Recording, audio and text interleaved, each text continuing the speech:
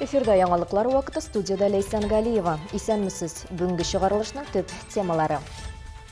Бывают, конечно, молниеносные формы, когда очень быстро наступает осложнение и, к сожалению, возможно летальный исход. Но по нашей практике тяжелые формы, они не так часто встречаются. Тышкан бизгәген. Татарстанда бөйер синдромы белән геморрагик бизгәк очраклары арткан. Тельманы урамы 41 йортта яшәүчеләр әйтүенчә, аларның йортларына 30 елдан артык. Подъездлары аларның менә шушы хәлдә. 10 елдан артык монда ремонт ясалмаган. Менә шушындый стеналар, почта ящиклары менә шушы хәлдә. Һәм монда инде җыештыручы да юк. Җимерек ишек алдым. Тельман урамындагы йортта яшәүчеләр торак эксплуатация идарәсенең бурычларын үтәмәвеннән интегән. Эшкә намуслы мөнәсәбәттә куелган бурычларны үтәүдәге төгәллеге һәм үсешкә омтылышы өчен бүген төзүчеләр көненә катнашып булган һәркем бар тик рәхмәт сүзләре ишетте. Төзүчеләр көне. Әлбәттә, тармак ветераннарын искә алдылар.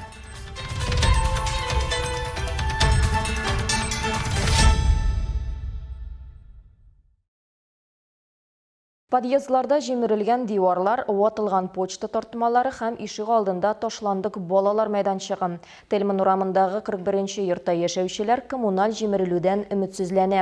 Алар 7-нче хезмәт күрсәтүче оешма еллар буе үзенең туры бурычларын үтәми, йорт яны территориясе әкренләп җимерелеп килә ди. Проблеманың детальләрен хәбәрчебез Алсу Әхмәтҗанова күреп кайтты. Ливневки, вот эти, как они называются-то? Вот вода, этот дождик же шел. Вся вода, особенно в первом подъезде, я сама лично выходила, смотрела, вся вода в подвал. Все в подвал, да? Все в подвал текло.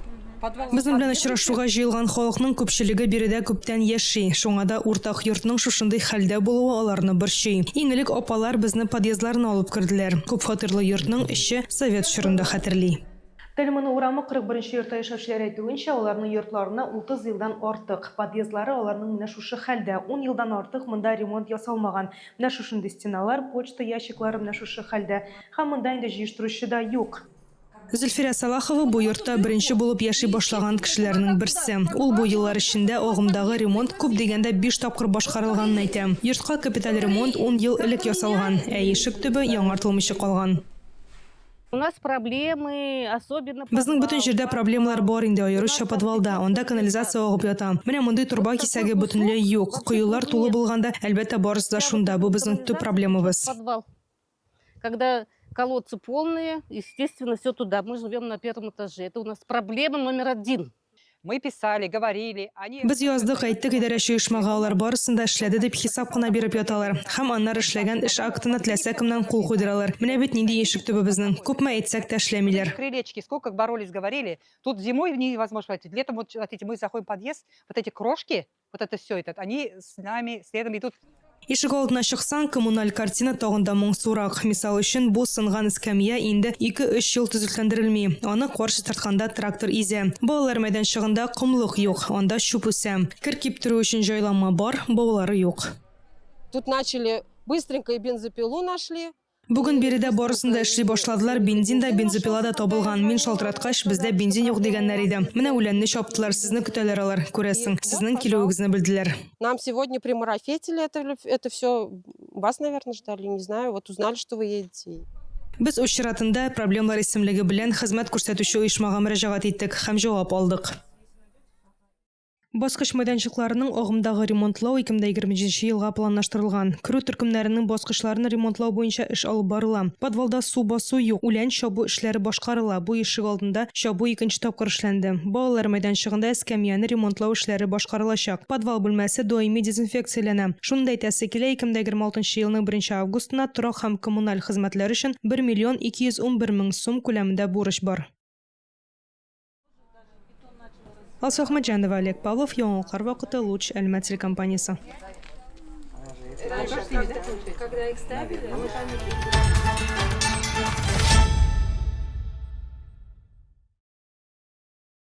Татарстан Республикасында быйыр синдромы белән геморрагик бизгәкнең 324 очрагы теркәлгән. Бу агымдагы елның 7 айы өчен статистика.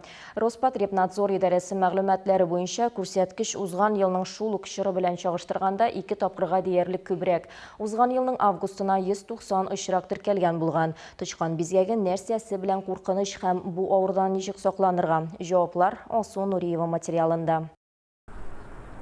Авылларга, дачаларга йөрүче, гаражда вакыт уздыручы әлмәтләр үзләрен тычкан бизгәгеннән сакларга тырыша. Өзебезнең өебез белән яшибез, йортларда, ниләрдә без җыштырабыз аларны да тоже. Чисталык инде бөтен җирдә чисталык. Пси күбрәк тотарга кирәк. Тычканнар кермәсен дип. Алар керә инде барысы да. Керми калган юк бит инде шулай бит. Помыть руки, влажная уборка, это уж естественно. Опять же, если идем в какой-нибудь подвал или склад, который редко посещаем, то маска, перчатки, разумеется, само собой. Я даже хатırlamıyorum уже, как вот у него так получилось. То ли он куда-то ездил, или что-то вот шундай хәлдә, в общем. Озакта вафат булды. Да, в итоге умер, да. Хотя вот известный человек был. Тычкан бизгәге авыруын вирус тудыра. Табигатьтә аны вак кимереүчеләр кыртычканнары тарата. Авыру җәнлекләр организмыннан вирус сидек, селәгәй һәм башка калдыклар белән чыгарылып, тышкы тирәлекнең туфра, гөмбә, җиләк һәм бакча йортларында калган азык-төлекне пычрата. Инфекция нигездә һава тузан аша кеше организмына эләгә. Юылмаган пычрак кул белән ашау, җәнлекләр белән турыдан-туры аралашу, тирдәге зарарланган урыннар, яралар аша яки калган азык-төлекне термик эшкәртми ашау сәбәпле авыру уятучы вируслар организмга үтеп керә. Еш кына симптомнарны гадәти салкын тию белән бутыйлар. Здесь же высокая температура и Югары температурада интоксикация да булуы мөмкин. Авыручылар еш баш авыртуына, күрү сәләте бозылуына зарлана. Бу беренче 5-6 көндә. Якынча 4 көннән соң бу билгеләр бетсә дә, авыру әле сәламәтләнми. Киресенчә, бөерләрнең эшчәнлеге начарая башлый. Организмнан кайбер матдәләрне бүлеп чыгару туктала. Нәтиҗәдә күңел булганның, кысу арта, кешенең буыннары авырта, хәлсезләнә. Может снизиться количество мочи и начать поражаться органы и системы. Вакытны озакка сузмыйча табибка мөрәҗәгать итәргә кирәк. Тычкан бизгәге белән авыру төрле нәтиҗәләргә китерергә мөмкин. Алар арасында бөер җитешсезлеге, кан тамырлары һәм башка эчке органнарның зарарлануы. Әлеге авыруга каршы вакцина юк. Шуңа күрә саклык чараларын үтәү аеруча мөһим. Это такая Иң беренче чиратта җыештыруны дөрес уздырырга кирәк. Әлбәттә, су, чүпрәк, перчатка, респиратор куллану мәҗбүри. Корылманы чистартканда махсус матдәләр дә кулланырга кирәк. Сезнең организмның инфекциягә нинди реакция булачагын без алдан белмибез. Әгәр вакытында табиб ярдәме күрсәтелмәсә, авыручы үләргә дә мөмкин. Практика буенча андый очраклар сирәк була, тик алар очрый. Бывают, конечно, молниеносные формы, когда очень быстро наступает осложнение и, к сожалению, возможно летальный исход. Но по нашей практике тяжелые формы, они не так часто встречаются. Тычкан авыруы йоктырмас өчен табигатькә чыкканда бик игътибарлы булырга кирәк. Белгечләр озак хуҗасыз торган өйләрне, каралты куралларны җыештырганда резин перчаткалар кияргә киңәш итә. Шулай ук подвалларда озак сакланган азык-төлекне югары температурада эшкәртергә кирәк икәнен искәртә. Алсу Нуриева, Рафаэль Сафин, Яңаклар вакыты, Луч Әлмәт телекомпаниясе.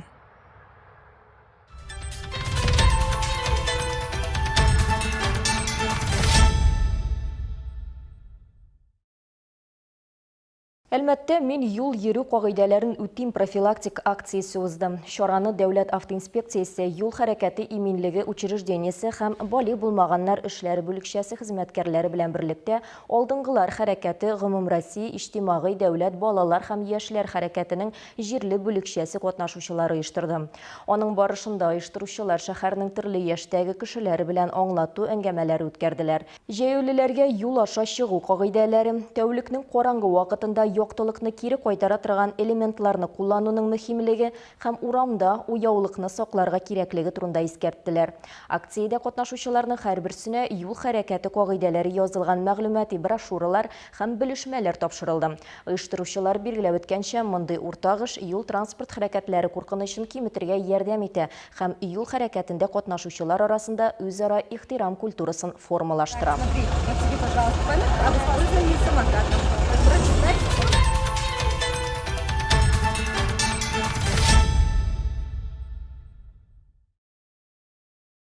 Августның һәр икенче якшәмбесендә Россиядә төзүчеләр көне билгеләп үтелә. Быел СССРда 1956 елда беренче рәсми бәйрәм итүгә 70 ел тула. Тантаналы программа бүген Әлмәттәдә узды. Әлмәт төзүчеләренә дан мемориалы янына шәһәребез төзелешенә зур өлеш керткән ветераннарны искә алырга һәм алдынгыларга рәхмәт белдерергә теләүчеләр җыелды. Первые строители появились в нашем городе, прибыли в село Альметьево в 1948 году. Әлмәт авылы сәнәгать белән бергә актив үсә. 1950 елларның беренче яртысында беренче капиталь күп катлы биналар төзелә. 1952 елда эшчеләр бистәсе статусын ала. 1953 елның 3 ноябрендә Әлмәт шәһәре итеп үзгәртелә. Эшкә намуслы мөнәсәбәттә куелган бурычларны үтәүдәге төгәллеге һәм үсешкә омтылышы өчен бүген төзүчеләр көненә катнашып булган һәркем бар тик рәхмәт сүзләре ишетте.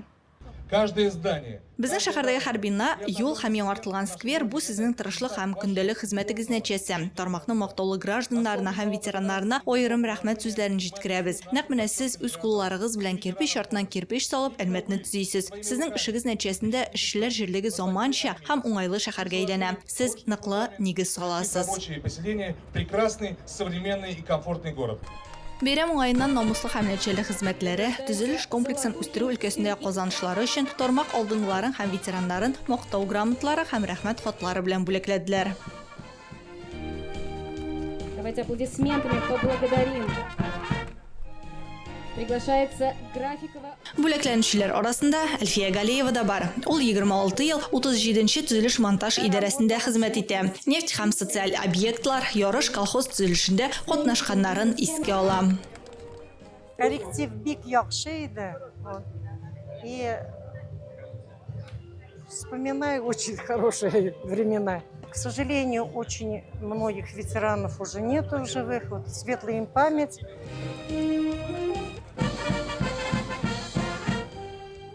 Арабызда булмаган, ләкин эшләгән хезмәтләре шәһәр торагында, биналарда, социаль өлкә учреждениеләрендә, сәнәгать һәм җитештерү корылмаларында калган кешеләрне 1 минут тынлык белән искә алдылар һәм алар хөрмәтенә һәйкәлгә чәчәкләр салдылар.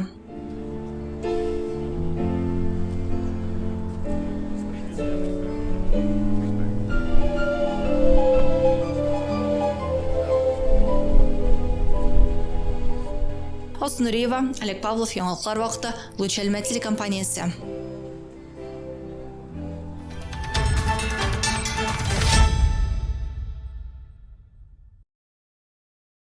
Башка темаларга 8 августта халыкара офтальмология көне билгеләп үтелә.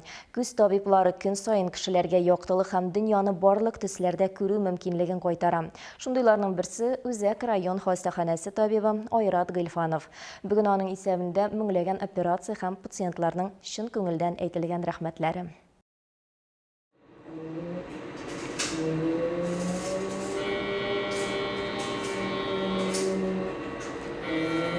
Төгәллек, концентрация һәм тынлык. Үзәк район хастаханәсе операция блогында чираттагы процедура бара. Операция өстәле артында 26 еллык эш стажы булган табиб Айрат Гыйльфанов. Аның атнага 2 операция көне һәм аларның һәрберсе минутлар белән билгеләнгән.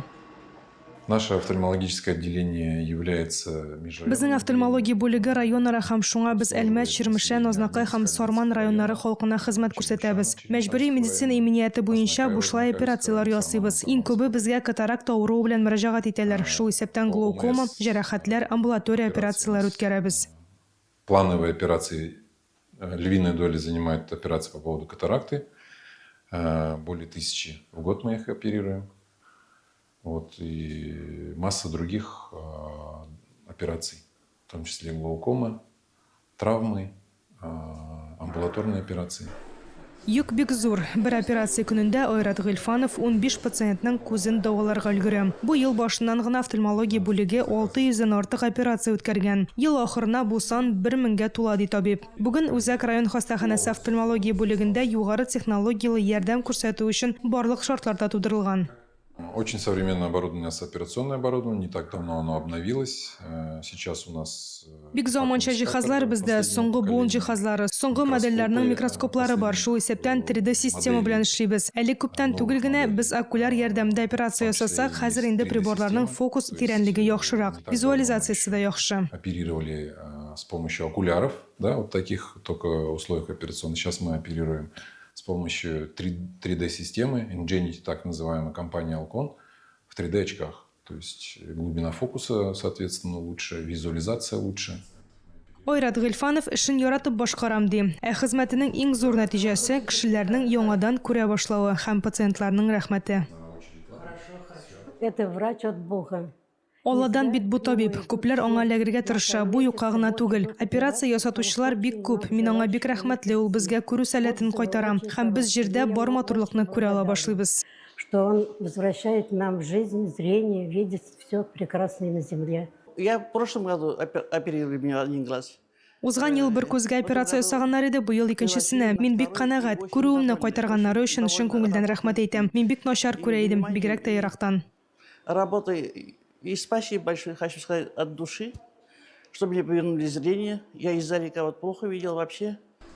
Офтальмолог эше югары технологиялар һәм зур кеше йөрәге берлеге. Бүген дә үзләренең һөнәри бәйрәмендә Ойрат Гыльфанов һәм аның хезмәттәшләре кабат пациентларны кабул итә. Дөнья матурлыгын бөртегенә чаклы күрергә лаек булуын исбатлый.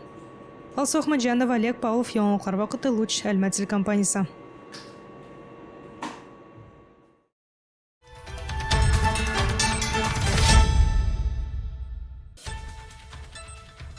Бүгінге шулар иде. Мин Лейсан Галиева һәм монтаж операторым Динара Гайнетдинова сезнең белән сау булашабыз. Исән сау булыгыз.